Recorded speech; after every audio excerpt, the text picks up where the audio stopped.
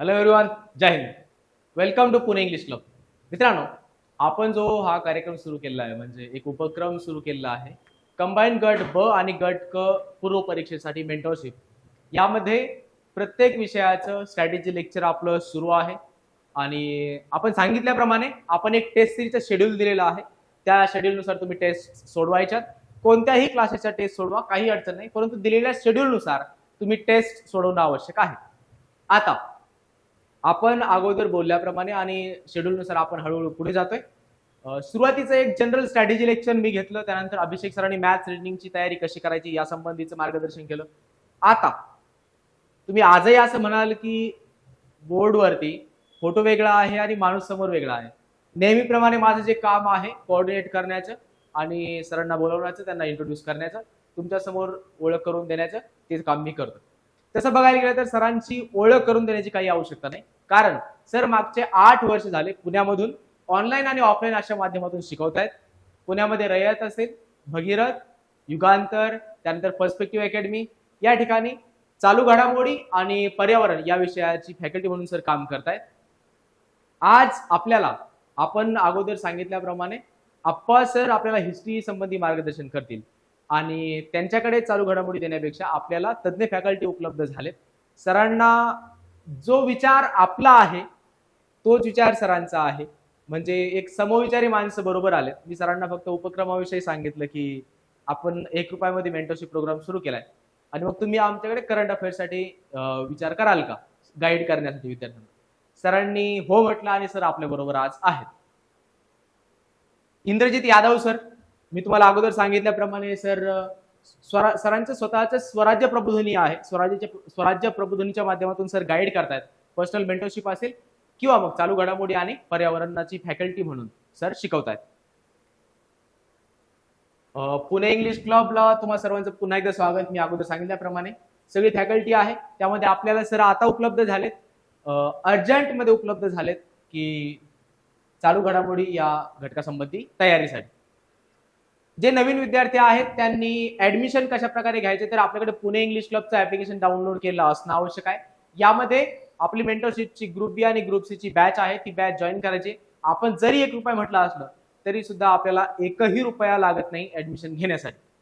आणि ऍडमिशन घेतल्यानंतर म्हणजे तुम्ही एक पुणे इंग्लिश क्लबचं ऍप्लिकेशन डाउनलोड केलंय, त्यानंतर कंबाईन ग्रुप बी आणि ग्रुप सी मेंटरशिप बॅचला जॉईन केलंय. जॉईन करण्यासाठी फक्त एकदा एक क्लिक करणं आवश्यक असतं जॉईन बॅच म्हणून, तुम्हाला बाकी काही करायचं नाहीये. ऍडमिशन झाल्यानंतर आपलं नाव आणि तुम्ही ऍप्लिकेशन वरती जो रजिस्टर केलेला नंबर आहे, मोबाईल नंबर, तो नंबर या नंबरवरती पाठवायचा आहे 7796060795 या नंबरवरती तुम्ही व्हॉट्सअप करायचे. असा व्हॉट्सअप केल्यानंतर तुमचा ऍडमिशन कन्फर्म झाल्याचा मेसेज तुम्हाला त्या नंबरवरती काय होईल, येऊन जाईल. आणि ते केल्यानंतर पुणे इंग्लिश क्लबचं टेलिग्राम चॅनल जॉईन केलेलं असू द्या आणि त्यानंतर मेंटरशिपसाठी शरद खेडकर म्हणून हा @शरद खेडकर अशा प्रकारे एक टेलिग्राम आयडी आहे आणि शरद खेडकर नावाचं टेलिग्राम चॅनल सुद्धा आहे, ते जॉईन करा. त्याच्यावरती सगळे अपडेट्स तुम्हाला येत राहतील. जास्त वेळ न घेता चालू घडामोडीसाठी तुम्हाला आज स्ट्रॅटेजी टाईप बोलण्यासाठी, खरं तर परीक्षा 16 जूनला होईल की नाही थोडंसं आता डाऊट आहे, कारण युपीएससीने 16 जूनला त्यांची जी परीक्षा होणार होती युपीएससी पूर्व ती पोस्टपोन केली आणि ती 16 जूनला होणार आहे सांगितलंय. याचा अर्थ कंबाईनची पूर्व परीक्षा 16 जूनला न होता ती अलीकडे किंवा पलीकडे होऊ शकेल, परंतु आपलं स्ट्रॅटेजी कंटिन्यू होईल. त्यानुसार तुम्ही अभ्यास करायचा आहे. मी सरांना आमंत्रित करतोय बघा चालू घडामोडीविषयी बोलण्यासाठी. इंद्रजित यादव सर, आमच्यामध्ये कॉमन दुवा जो आहे सर या प्लीज, तो असा आहे की सर आणि मी आम्ही दोघांनी एनसीसी केलेला आहे. सर सिनियर आहेत, त्यामुळे सुरुवात असेल शेवट असेल तो एकाच अंदाजात होईल आणि समविचारी आहोत, त्यामुळे काही अडचण नाही. सर आपल्या बरोबर असतील. Over to you sir. Thank you very much. So नमस्कार विद्यार्थी मित्र मैत्रिणींनो. सर्वप्रथम पुणे इंग्लिश क्लबचे मी आभार व्यक्त करतो की एकंदरीतच तुमच्याशी इंटरॅक्शन करण्याची पुन्हा एकदा संधी जी आहे तर ती या माध्यमातून त्या ठिकाणी मिळते. सो मेंटरशिप प्रोग्राम बद्दल चर्चा झालेली होती आणि चर्चा झाल्यानंतर मग असं होतं की मग का नाही त्या विद्यार्थ्यांपर्यंत आपला रीच जो आहे तर तो त्या ठिकाणी वाढवायचा. आणि त्या दृष्टिकोनातून चालू घडामोडीच्या बाबतीमध्ये प्रॉब्लेम सगळ्यांचा असा आहे की खूप सारं मटेरियल अवेलेबल आहे, पण काय करायचं आणि काय नाही करायचं हा अप्रोच मात्र एका राईट डायरेक्शनने त्या ठिकाणी मिळत नाही. आणि दुसरी गोष्ट म्हणजे थोडासा आपला पण कंटाळा असतो की अंतिम टप्प्यातच सर चालू घडामोडीचं काय करावं. दुसरी गोष्ट एखादं स्पेसिफिक पुस्तक इयरबुक रेकमेंड झालं तर त्याच्यानंतर सर तेवढं सफिशियंट राहील का. आणि तिसरा प्रश्न असतो की सर मागच्या कंबाईनला किंवा मागच्या ग्रुप सीच्या परीक्षेला 1.5 वर्ष आधीचं किंवा 1 वर्ष आधीचं विचारलेलं, मग त्या केसमध्ये काय करायचं. तर या तुमच्या सगळ्या प्रश्नांची उत्तरं जी आहेत तर ती अगदी बेसिक पासून किंवा स्क्रॅच पासून ते अगदी ऍडव्हान्स लेवल पर्यंत आपण या लेक्चरच्या माध्यमातून देण्याचा प्रयत्न करूया. आणि त्याच्यानंतर पण तुमचे काही प्रश्न असतील, तुमच्या काही शंका असतील तर तुम्ही पुणे इंग्लिश क्लबच्या वेगवेगळ्या सोशल मीडिया प्लॅटफॉर्म्सवरती अप्रोच होऊ शकता. त्या माध्यमातून आपण शंका निरसन करण्याचा देखील प्रयत्न करूया. कारण आजचं जे लेक्चर आहे तर ती एक सुरुवात त्या ठिकाणी असेल. इथून पुढे आपल्याला कन्सिस्टंटली याच्यावरती ट्रॅकिंग करायचंय, व्यवस्थित पद्धतीनं आपल्याला पुढे जायचंय आणि छोटे छोटे टार्गेट्स ठरवायचे आणि त्याच्यानुसार काम करायचं आहे. ठीक. सो त्या दृष्टिकोनातून एकंदरीतच चालू घडामोडी म्हणजे नेमकं काय तर ते समजून घेऊया. त्यातला पहिला मुद्दा आहे बदललेली परीक्षा पद्धती आणि चालू घडामोडी. आता परीक्षा पद्धतीमध्ये बदल झाला, अनेक स्थित्यंतर त्या ठिकाणी होत आहेत.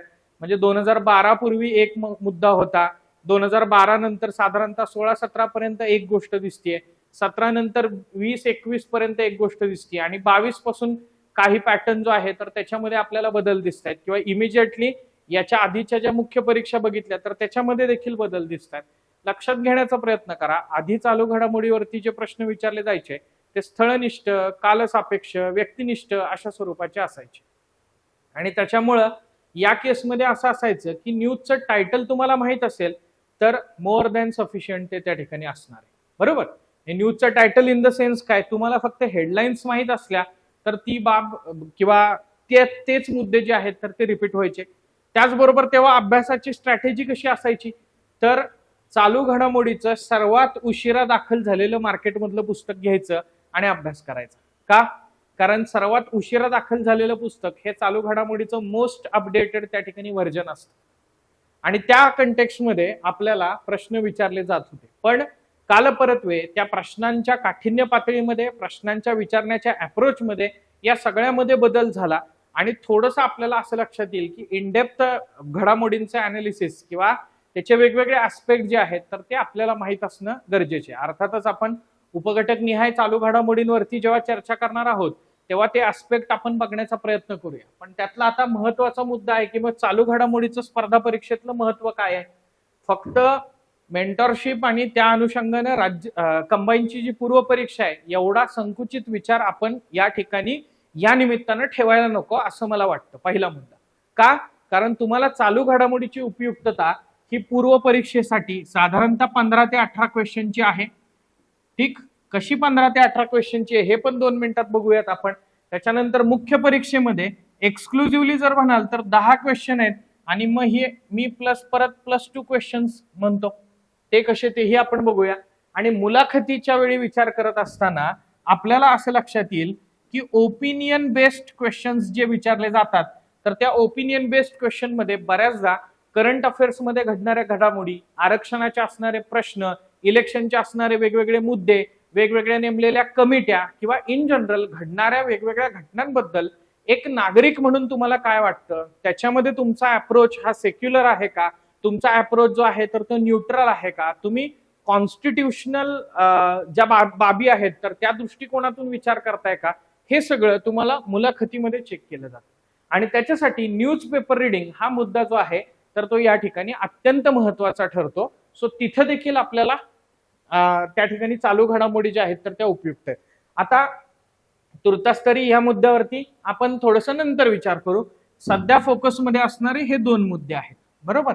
प्री आणि प्री नंतर येणारी जी आपली मेन्स आहे तर ती मेन्स. तर बघा प्री मध्ये चालू घडामोडीचे साधारणतः 15 क्वेश्चन असतात.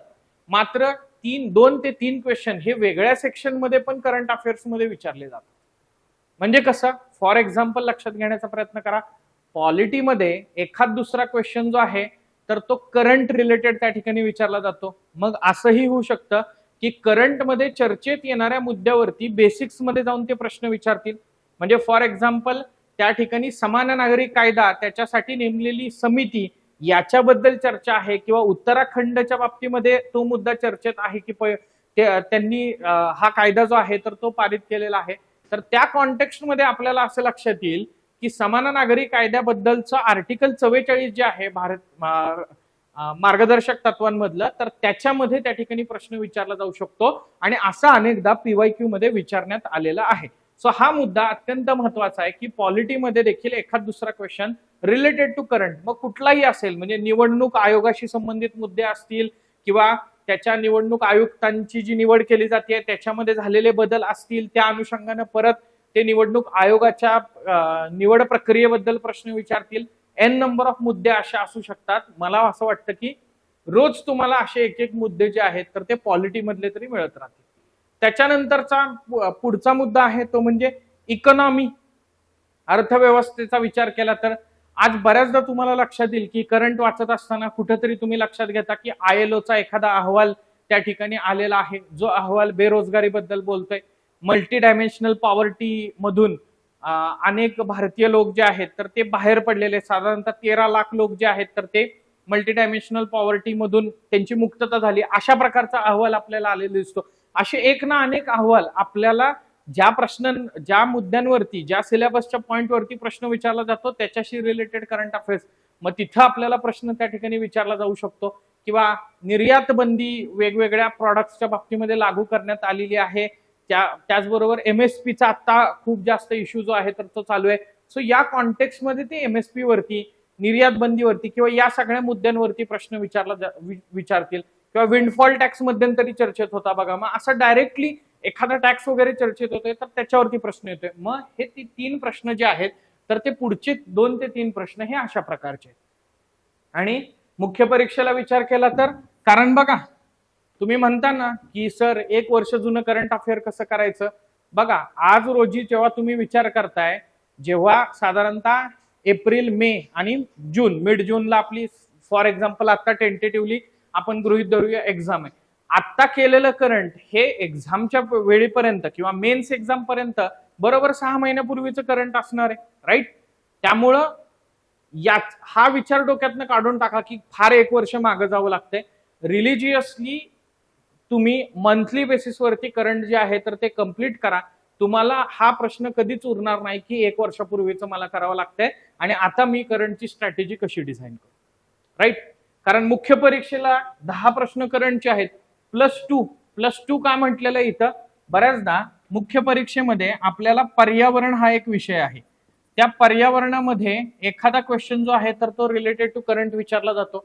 त्याचबरोबर मुख्य परीक्षेमध्ये संगणक आणि माहिती तंत्रज्ञान आहे, त्याच्यामध्ये एखादा प्रश्न तरी कुठला तरी व्हायरस असेल किंवा कुठलं तरी त्या ठिकाणी सॉफ्टवेअर असेल, फॉर एक्झाम्पल पेगासस वरती प्रश्न त्या ठिकाणी येऊन गेलेला आहे, त्याच्यासाठी नेमलेल्या समितीवरती सर्वोच्च न्यायालयानं प्रश्न त्या ठिकाणी येऊन गेलेला आहे. सो असे प्रश्न हे इथं देखील विचारले जाताना दिसतात. त्यामुळं हे लक्षात ठेवण्याचा प्रयत्न करा की ही क्वेश्चनची संख्या जी आहे तर ती लक्षणीय आहे आणि आपल्याला आपला स्कोर जो आहे तर तो वाढवण्यामध्ये किंवा तो जो गॅप, कदाचित तुम्ही जुने प्रिपरेशन करणारे असाल तर तो गॅप भरून काढण्यामध्ये हा विषय जो आहे तर तो महत्वाची भूमिका बजावतो.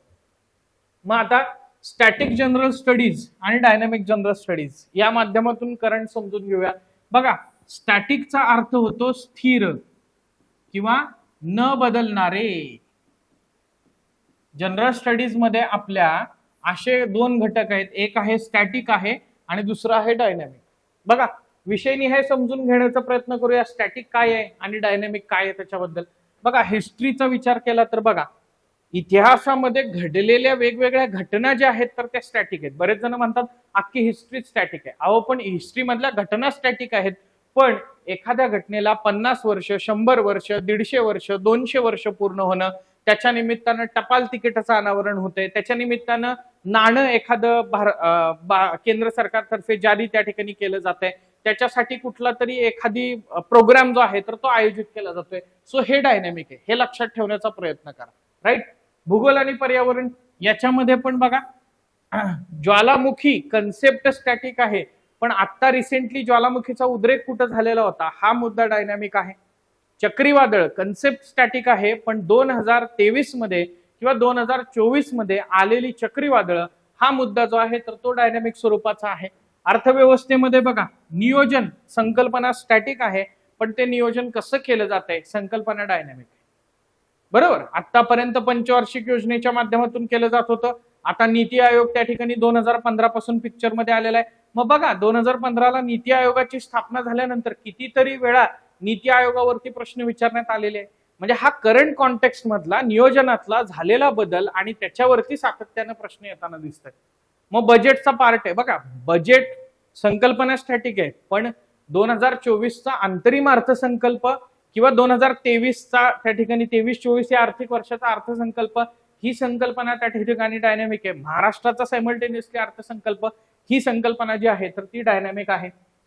विज्ञान, सो याच्यामध्ये सायन्स अँड टेक मध्ये ज्या महत्वाच्या त्या ठिकाणी घटना घडतात, म्हणजे आता उदाहरणार्थ सायन्स मधले काय म्हणतात त्याला, फिजिक्स, केमिस्ट्री, बायोलॉजी असेल, झुलॉजी असेल किंवा हेल्थ अँड हायजीन असेल, तर हे स्टॅटिक आहे. मात्र आता ते नासाचं पर्झिव्हरन्स आहे, तर त्यांनी मॉक्सी नावाचा एक एक्सपेरिमेंट केला आणि त्याच्यात मंगळावरचा जो CO2 आहे त्याच्यापासून ऑक्सिजन बनवायचा प्रयत्न केला, जेणेकरून तिथं जे त्या ठिकाणी स्पेस शटल जाईल तर त्याच्यासाठी फ्युएल म्हणून पण ते काम करेल. आणि अतिरिक्त स्वरूपातला ऑक्सिजन जो आहे तर तो तिथं जर का त्या ठिकाणी माणूस पाठवायचा असेल तर तो ऑक्सिजन जो आहे तर तो पण त्या ठिकाणी तिथल्या इन सिटू त्या वातावरणामधला युटिलाइज करता येईल. म्हणजे असे एक ना अनेक मुद्दे आहेत. सो त्याच्याशी संबंधित पण प्रश्न येतात. आणि राज्यघटना आणि राजकारण मुद्दा म्हणून शेवटी ठेवलेले, कारण बाकीचे विषय तुम्ही म्हणाल की इथं 70% स्टॅटिक आहे किंवा 80% स्टॅटिक आहे, 20% डायनॅमिक आहे, इथं साधारणतः 60% स्टॅटिक आहे, 40% डायनॅमिक आहे, इथं 70% डायनॅमिक आहे, 70% स्टॅटिक आहे, 30% डायनॅमिक आहे, इथं साधारणतः परत 80% स्टॅटिक आहे, 20% डायनॅमिक आहे.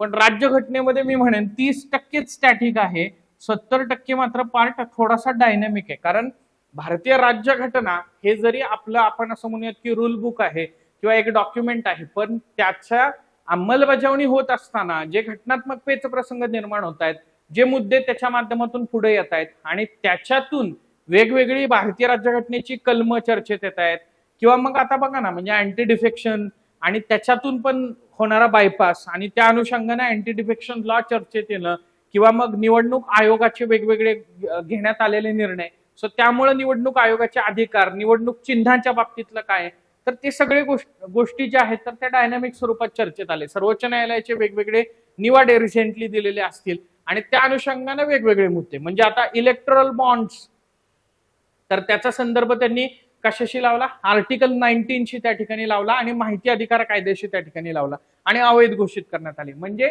हे जे एक्सटेन्शन आहे किंवा आपण त्याला असं म्हणूयात की त्याचा जो अन्वयार्थ लावला जातोय, इंटरप्रिटेशन जे त्या ठिकाणी केलं जात आहे, तर ते इंटरप्रिटेशन आपण या ठिकाणी डायनॅमिक स्वरूपात बघू शकतो.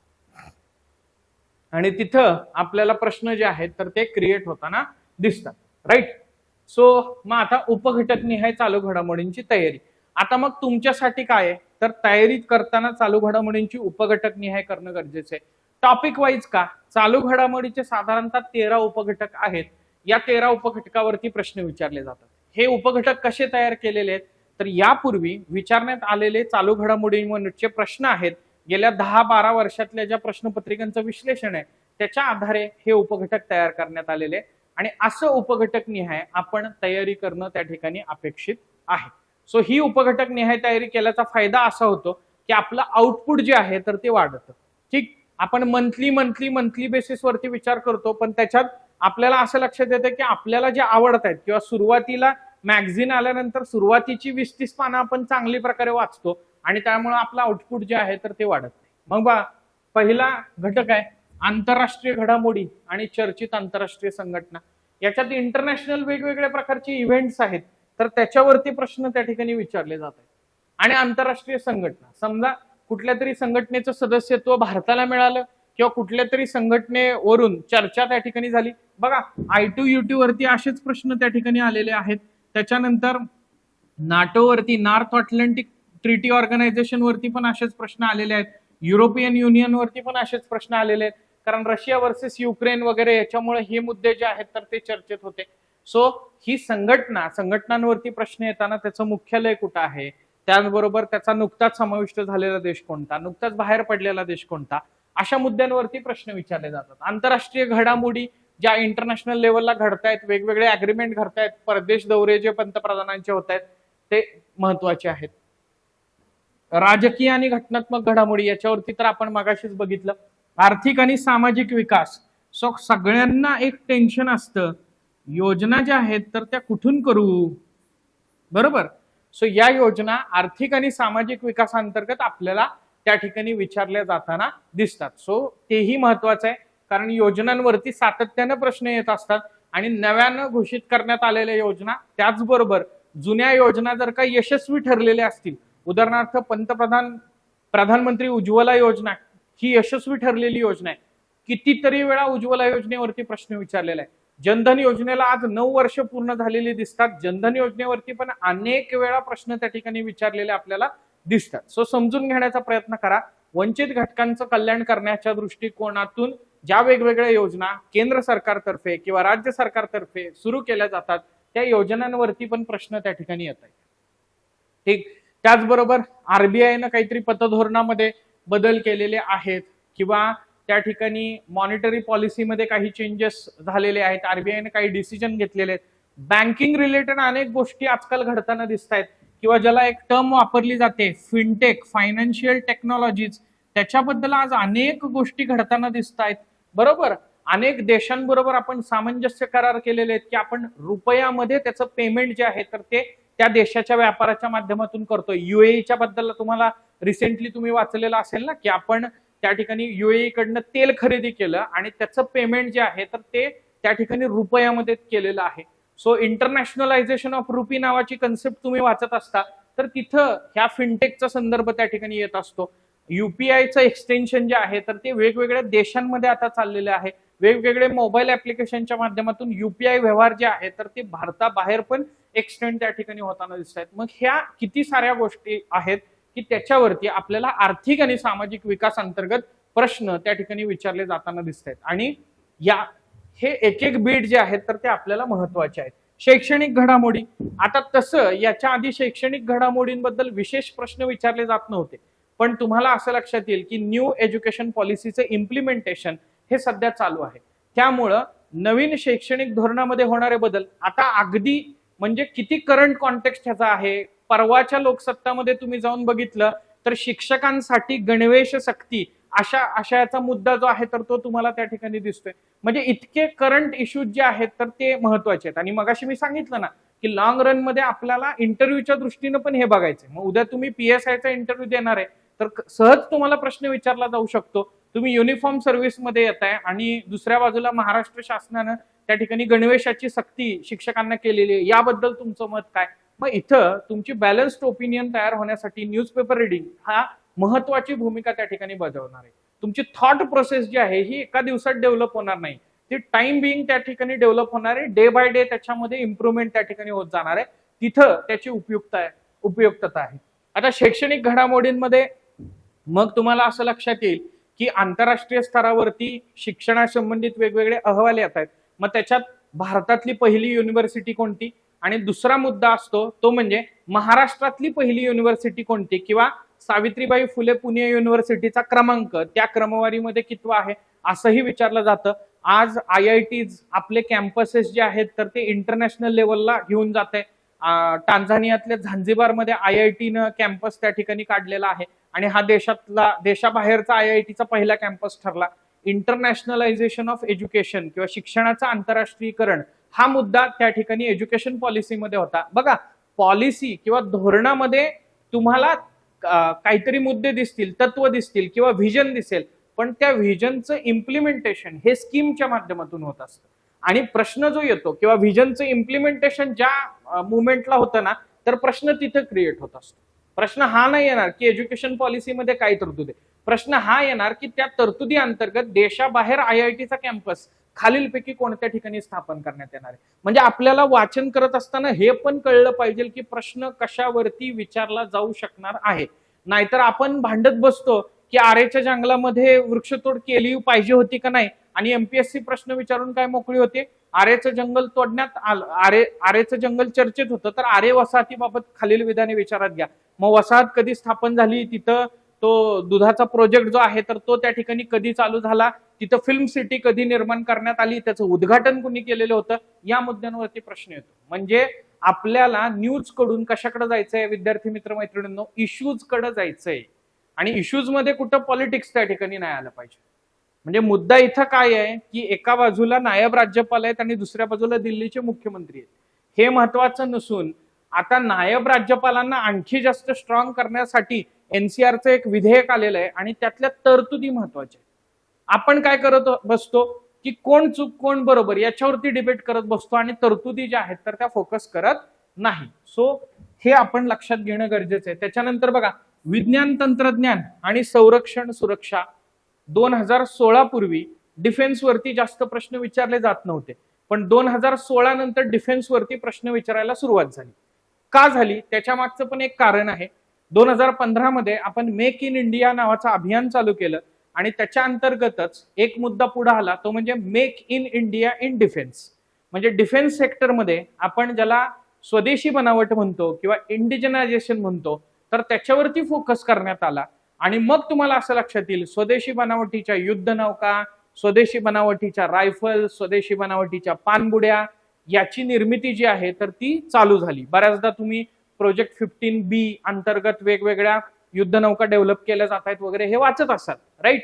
सो त्यामुळे त्याच्यावरती प्रश्न यायला लागले आणि इंटरनॅशनल रिलेशन्स मध्ये वेगवेगळ्या डिप्लोमसी डेव्हलप करत असताना जसे ट्रेड रिलेशन्स वृद्धिंगत व्हायला पाहिजे, त्याच पद्धतीने डिफेन्स सेक्टर मधले रिलेशन्स वृद्धिंगत व्हायला पाहिजेत, असा एक अप्रोच जो आहे तर तो तत्कालीन आर्मीचे जनरल जे आहेत तर त्यांनी मांडलेला होता. आणि त्याच्यानुसार आपल्याला असं लक्षात येईल, दोन देशांमधले युद्ध सराव जे आहेत तर ते अग्रेसिव्हली व्हायला लागले.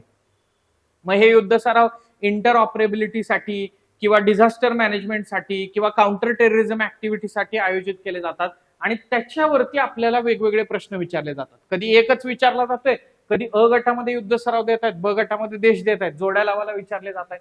ठीक. सो विज्ञान तंत्रज्ञान, सायन्स अँड टेक आणि संरक्षण सुरक्षा, आरोग्य आणि पोषण आहार, कोविड नंतर तर महत्व जास्तच वाढलेलं आहे. सो आरोग्याशी संबंधित वेगवेगळ्या योजना असतील, सक्सेसफुल ठरलेल्या योजना, अगेन आयुष्यमान भारत सारखा प्रश्न त्या ठिकाणी तिथे येतोय. अर्भक मृत्यू, माता मृत्यू कमी करण्यासाठी आणि गर्भवती स्त्रिया आणि स्तनदा माता यांचं आरोग्य चांगलं राहावं याच्या दृष्टिकोनातून भारत सरकार आणि महाराष्ट्र शासन ज्या योजना राबवतंय त्या योजनांवरती इथं प्रश्न येत आहेत. भूगोल, पर्यावरण, कृषी, अगेन मगाशी ऑलरेडी आपण हे कव्हर केलंय. चक्रीवादळांवरती प्रश्न येतोय, चक्रीवादळाला नाव कुठल्या देशाने दिलं त्याच्यावरती प्रश्न येतोय. त्या ठिकाणी एखादा भूकंप झाला, ज्वालामुखीचा उद्रेक झाला त्याच्यावरती प्रश्न येताना दिसतोय. एन्व्हायरमेंट मध्ये जे चर्चेत असणारे मुद्दे आहेत त्याच्यावरती प्रश्न, जसं की आता व्याघ्र प्रकल्पाला 50 वर्ष पूर्ण झालेली आहे किंवा आता रिसेंटली हिमबिबट्याची गणना करण्यात आलेली आहे. 718 हिमबिबट्या आहेत आणि सर्वात जास्त लडाखमध्ये 447 हिमबिबट्यांची संख्या आहे. सो त्याच्यावरती प्रश्न येतोय. चर्चित व्यक्ती निवड नियुक्ती, आता ह्याच्यात काय, घटनात्मक पदावरच्या नियुक्त्या महत्वाच्या आहेत. त्याचबरोबर एखादी भारतीय व्यक्ती आंतरराष्ट्रीय स्तरावरती महत्वाच्या पदावरती गेली, तिच्यावरती 100% प्रश्न विचारला जातोय. सेकंड इम्पॉर्टंट थिंग, एखादी महाराष्ट्रीयन व्यक्ती राष्ट्रीय स्तरावरती महत्वाच्या पदावरती गेली आहे त्यांच्यावरती पण प्रश्न विचारला जातोय. भारतीय वंशाचे लोक जे आहेत तर ते कुठेतरी आंतरराष्ट्रीय स्तरावरती महत्वाच्या पदावरती एखाद्या राष्ट्राच्या राष्ट्राध्यक्ष पदावरती गेलेले आहेत तर त्यांच्यावरती देखील प्रश्न विचारला जातोय.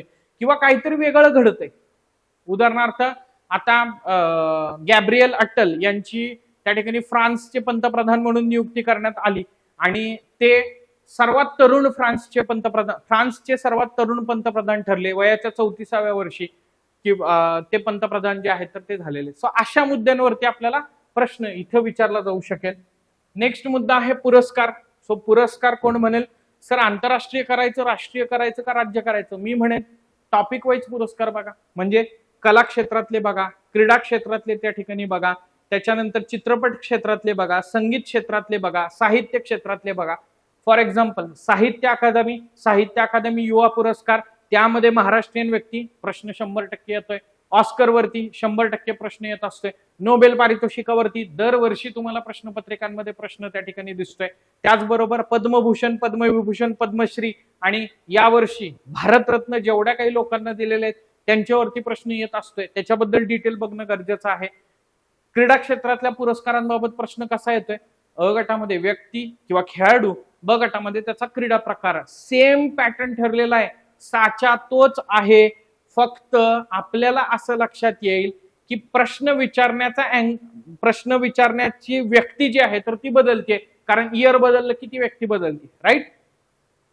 सो हे लक्षात घेणं गरजेचं आहे. त्यानंतर क्रीडा घडामोडी, मी एवढंच सांगेन की क्रिकेट व्यतिरिक्त इतरही आपण लक्षात ठेवणं गरजेचं आहे.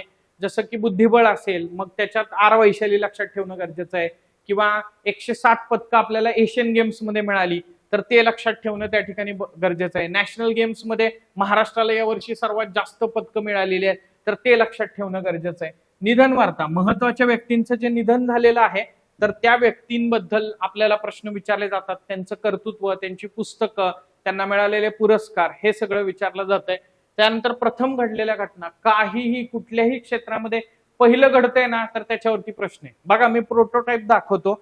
जेव्हा जैव इंधनावरती पहिलं विमान उडवण्यात आलं ना तेव्हा विमानावरती प्रश्न आला. दुसरा मुद्दा, बायोगॅस वरती बस चालली नाही तेव्हा त्याच्यावरती प्रश्न आला. मग मला सांगा, हायड्रोजन फ्युएल आता खूप जास्त चर्चेत आहे. लडाखमध्ये हायड्रोजन फ्युएल वरती बस चालली ना, 100% तिथं प्रश्न त्या ठिकाणी विचारण्यात येणार आहे. गेटिंग माय पॉइंट? सो पहिल्या घडणाऱ्या घटना कुठल्याही सेक्टरच्या असतील त्याच्यावरती 100% प्रश्न विचारला जातोय. त्यानंतर संकीर्ण चालू घडामोडी, जे या आधीच्या 12 टॉपिक मध्ये कव्हर झालं नाही ते इथं. जीके टाईप क्वेश्चन, उदाहरणार्थ सर्वात लांब पूल, सर्वात उंच पूल, सर्वात लांब बोगदा, या मुद्द्यावरती विचारले जाणारे प्रश्न. राईट. त्याच्यानंतर दिनविशेष, त्याच्यावरती विचारले जाणारे प्रश्न. दिनविशेषांच्या बाबतीमध्ये लक्षात ठेवायचंय, नुसते दिनविशेष लक्षात ठेवायचे नाहीयेत तर त्याची या वर्षीची थीम काय होती किंवा संकल्पना काय होती त्याच्यावरती प्रश्न विचारले जात आहेत.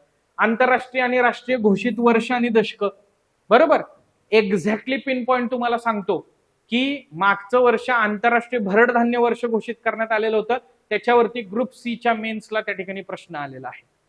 सो यावर्षी इंटरनॅशनल इयर फॉर कॅमेलिड घोषित करण्यात आलेलं आहे, त्याच्यावरती पण त्या ठिकाणी प्रश्न येऊ शकतो. नेक्स्ट मुद्दा आहे वेगवेगळी संमेलन, साहित्य संमेलन, नाट्य संमेलन वगैरे वगैरे, त्याचे अध्यक्ष कोण आहेत, त्याचबरोबर कुठं पार पडलं, याच्या आधीचं कुठं पार पडलं, पुढचं कुठं पार पडणार आहे, कितव्या क्रमांकाचं होतं, अशी फॅक्च्युअल इन्फॉर्मेशन. आणि चर्चेत असलेली पुस्तकं, महत्वाच्या व्यक्तींनी जर पुस्तकं लिहिलेली असतील तर, उदाहरणार्थ माननीय पंतप्रधान नरेंद्र मोदी यांनी एक्झाम वॉरियर नावाचं पुस्तक लिहिलं, प्रश्न आला. त्याच्यानंतर I do what I do नावाचं पुस्तक रघुराम राजन यांनी लिहिलं, प्रश्न आला. इरा ऑफ डार्कनेस नावाचं पुस्तक शशी थरूर यांनी लिहिलं, त्याच्यावरती त्या ठिकाणी प्रश्न आला. त्याच्यानंतर टर्ब्युलंट इयर्स नावाचं पुस्तक प्रणव मुखर्जींनी लिहिलं, त्याच्यावरती प्रश्न आला. इव्हन दॅट आपल्याला असं लक्षात येईल की काही आर्मी ऑफिसर्सनी पण काही पुस्तकं लिहिली तर त्याच्यावरती पण आपल्याला प्रश्न त्या ठिकाणी आलेले दिसतात. सो या मुद्द्यांवरती देखील चर्चित पुस्तकांवरती प्रश्न येताना दिसतात. सो आता सर्वात महत्वाचा मुद्दा आहे, मग अभ्यास पद्धती काय असावी. नवीन विद्यार्थी असाल, जुने विद्यार्थी असाल, तरी मी शॉर्ट मध्ये सांगतो, कुठलंही एक वर्तमानपत्र तुम्ही वाचणं आवश्यक आहे. लोकसत्ता वाचा किंवा मटा वाचा, त्याच्यामध्ये हे 13 उपघटक जे आहे तर ते शोधण्याचा प्रयत्न त्या ठिकाणी करा. तुम्हाला बरोबर तो अप्रोच जो आहे तर तो सापडेल आणि हळूहळू तो टाइम बिईंग डेव्हलप होईल. राईट. त्याच्यानंतर ऑथेंटिक सोर्स कडून आपण थोडंसं पुढे जाण्याचा प्रयत्न करूया. अर्थसंकल्प महत्वाचा आहे, मग भारताचा आणि त्याचबरोबर महाराष्ट्राचा दोन्हीचा अर्थसंकल्प महत्वाचा आहे. कारण तुम्हाला असं लक्षात येईल की दरवर्षी अर्थसंकल्पामधल्या योजनांबद्दल, अर्थसंकल्पांमधल्या वेगवेगळ्या तरतुदींबद्दल प्रश्न विचारले जात आहेत. कंबाईनला तर इकॉनॉमीला फिस्कल डेफिसिट असेल, रेव्हेन्यू डेफिसिट असेल, डेप्ट टू जीडीपी रेशो असेल, तर हे आयोगाचे आवडते मुद्दे आहेत जे थेट आपल्याला असं लक्षात येईल की बजेटमधल्या आकडेवारीतून ते विचारतात. त्याच्यानंतर महाराष्ट्राचा आर्थिक पाहणी अहवाल हा सगळा वाचायचा का? नाही, सिलेक्टिव्ह वाचणं गरजेचं आहे. 3-4 वर्षापूर्वी एक प्रश्न आलेला होता की सुमतीताई सुकळीकर उद्योगिनी महिला सक्षमीकरण योजनेअंतर्गत महिला बचत गटांना खालीलपैकी किती टक्के व्याजदरानं कर्ज दिलं जातं? सो 0% व्याजदरानं तो कर्ज जे आहे तर ते दिलं जातं. आय थिंक 2020 किंवा 21 ची कंबाईन परीक्षा आहे, तर त्याच्यामध्ये ते डॉक्टर बाबासाहेब आंबेडकरांबद्दलच्या एका योजनेबद्दल प्रश्न विचारलेला होता, ज्याच्यामध्ये उच्च शिक्षण घेणारे त्या ठिकाणी अनुसूचित जाती आणि नवबौद्ध तरुण आहेत, तर त्यांना त्या ठिकाणी हॉस्टेलची व्यवस्था जी आहे तर ती केली जाते. डॉक्टर बाबासाहेब आंबेडकर स्वाधार योजना, तो आर्थिक पाहणीतून आलेला क्वेश्चन. म्हणजे नुसतं मोघम विद्यार्थी मित्र मैत्रिणींना बोलून उपयोग नाही, हे सोर्स वाचा ते सोर्स वाचा. अरे बाबा दाखवा ना त्यातनं प्रश्न कसे आलेले होते, कुठले आलेले होते, आणि डायरेक्ट शोधा. मग तुम्हाला असं लक्षात येईल की अरे अशा बऱ्याच स्कीम्स ज्या आहेत तर त्या आपल्याला आर्थिक पाहणीमध्ये मिळतात, त्यामुळे त्याची चिंता करायची गरज नाही, ते तिथनं आपलं कव्हर होऊ शकतं. लोकराज्य नावाचं मॅगझिन महाराष्ट्र शासन करत असलेल्या प्रगतीचा एक आपण असं म्हणूयात की आरसा म्हणून, किंवा महाराष्ट्र शासनाच्या इनिशिएटिव्हचा आरसा म्हणजे लोकराज्य नावाचं मॅगझिन आहे. फार कमी गोष्टी ज्या आहेत तर त्या त्यातल्या लक्षात घेण्यासारख्या असतात, त्या फोकस करणं गरजेचं आहे. कारण बाकी ठिकाणी बऱ्याचदा काय होतं की गव्हर्नमेंट काय इनिशिएटिव्ह घेणार आहे, गव्हर्नमेंट कसं वेलफेअर करतंय लोकांचं, त्याच्याबद्दल बोललेलं असतं, पण आपल्याला त्यातला फार कमी 10-20 पानांचा फॅक्च्युअल डेटा जो आहे तर तो फक्त गरजेचा आहे. त्याच्यानंतर स्पर्धा परीक्षेचं कुठलंही एक मंथली मॅगझिन जे आहे तर ते तुम्ही फॉलो करू शकता. स्टँडर्ड म्हणून बरेच जण त्या ठिकाणी परिक्रमा नावाचं मॅगझिन फॉलो करतात, ते केलं तरी हरकत नाही. किंवा आपलं स्वराज्य प्रबोधिनीचं स्वराज्य वार्ता नावाचं फ्री मॅगझिन आहे तर ते पण तुम्ही त्या ठिकाणी रेफर करू शकता. सो मंथली बेसिसवरती मॅगझिन जे आहे तर ते वाचणं अपेक्षित आहे. आता त्याच्यानंतर बॅकलॉग जो आहे तर तो बॅकलॉग भरून काढण्यासाठी आपण काय करतोय, इयरबुक जे आहे तर ते वाचतो. पण एखाद्या व्यक्तीने ह्याच्या आधी मॅगझिन वाचला असेल तर परत इयरबुक रिपीट करायची गरज आहे का, तर मला असं वाटतं नाही गरज. डुप्लिकेशन ऑफ वर्क करण्यापेक्षा तुम्ही काय करा, जे वाचलेलं आहे ते कॉन्सोलिडेट करण्यावरती, त्याच्या जास्त रिव्हिजन देण्यावरती फोकस करा. कारण एक लक्षात घ्या, मी कितीही सांगितलं, कितीही कुणीही डिस्कस केलं तरी महत्वाचा मुद्दा काय आहे की करंटमध्ये बऱ्याच गोष्टी या फॅक्च्युअल आहेत, आणि फॅक्च्युअल गोष्टींना रिव्हिजन दिल्याशिवाय, रिपिटेटिव्ह वाचल्याशिवाय त्या टेम्पररी मेमरीतून परमनंट मेमरीमध्ये जात नाहीत, आणि त्याच्यामुळं आपले बीट बरोबर येत नाहीत. त्यामुळे हे लक्षात ठेवणं गरजेचं आहे की आपण सोर्सेस लिमिटेड ठेवून त्याच्यावरती अनलिमिटेड रिव्हिजन, जसं तुम्ही इतर जीएसच्या सब्जेक्ट बद्दल अप्रोच ठेवता, सेम अप्रोच इथं पण ठेवणं अपेक्षित आहे. ठीक. सो आणि मग बाकी क्लास नोट्स वगैरे आहेत तर त्या तुम्ही रेफर करू शकता, किंवा तुम्ही फक्त एक करा की या टेलिग्राम चॅनलवरती वाचायचं, त्या टेलिग्राम चॅनलवरती वाचायचं. याच्यात काय होतं, तुम्हाला न्यूज कळते पण ती न्यूज लॉंग टर्म त्या ठिकाणी लक्षात राहत नाही. बऱ्याच म्हणून मी म्हटलं की सोर्सेस भरपूर आहेत आणि ते अत्यंत चांगले आहेत, कुठलाच सोर्स वाईट नाही, राईट. सगळे चालू घडामोडीचे कंपायलेशन चांगले. मुद्दा काय आहे, त्यातून तुम्हाला आयोगाच्या दुर्बिणीतून बघून न्यूज सिलेक्शन करता आलं पाहिजे. आणि आयोगाची दुर्बीण आपल्याला कोण देत आहे, प्रिव्हियस इयर क्वेश्चन पेपर देत आहे, बरोबर. मी जसं मगाशी म्हटलं की चालू घडामोडीचे प्रश्न विचारण्याचे साचे तेच आहेत, फक्त घटना बदलत असते, त्यामुळं त्याच्यावरती फोकस करणं जे आहे तर ते अपेक्षित आहे. सो ओव्हरऑल असा अभ्यास करणं गरजेचं आहे. आता जो सर्वात महत्वाचा कदाचित मुद्दा आहे तो, आता या स्टेजला सर काय केलं पाहिजे ते सांगा.